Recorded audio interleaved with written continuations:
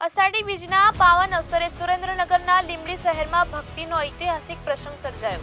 શહેરના મોટા મંદિર દ્વારા પ્રથમ વખત પરંપરાગત ઢબે ભગવાન જગન્નાથજી, ભાઈ બલભદ્રજી અને બહેન સુભદ્રાજીની રથયાત્રા યોજાઈ. ભક્તિ, શ્રદ્ધા અને સંસ્કૃતિના સંગમ રૂપે બનેલી આ યાત્રા શહેરના મુખ્ય માર્ગો પર ભવ્ય રીતે ફરતી રહી હતી. મોટા મંદિરના પ્રાંગણથી શરૂ થયેલી યાત્રામાં શ્રદ્ધાળુઓની ઉમટેલી ભીડ સંતો, મહંતો, રાજકીય અને સામાજિક આગેવાનો, સામાજિક સંસ્થાઓ અને વિદ્યાર્થીઓની મોટી સંખ્યામાં જોડાયા હતા. શહેરભરમાં ભજન, રથ સજાવટ, ઢોલ નગારા અને સાંસ્કૃતિક ઝાંખીઓના માધ્યમથી ભક્તિમય માહોલ સર્જાયો. બીજી બાજુ અષાઢી બીજના પાવન દિવસે આજે યાત્રાધામ શામળાજીમાં પરંપરાગત રથયાત્રાનું ભવ્ય આયોજન કરવામાં આવ્યું.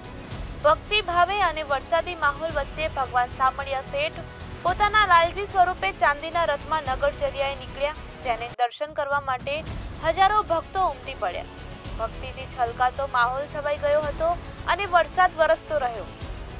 જાણે વરુણ દેવતા પણ ભગવાનને ઠંડક આપવા માટે ખુદ હાજર રહ્યા હોય.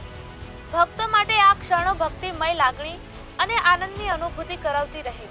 શામળાજી મંદિરના પરિસરમાં ભગવાનની રથયાત્રા પરંપરાગત રીતે 5 આંટા ફરવાથી પૂર્ણ થાય છે. દરેક વારે ભક્તો જય શામળિયા શેઠના ઘોષ સાથે રથને દોટ આપતા હોય છે. છત્ર, શંખધ્વનિ, ઢોલ નગારા અને ભજન સાથે શોભાયાત્રાનું સજીવ દ્રશ્ય સર્જાયું.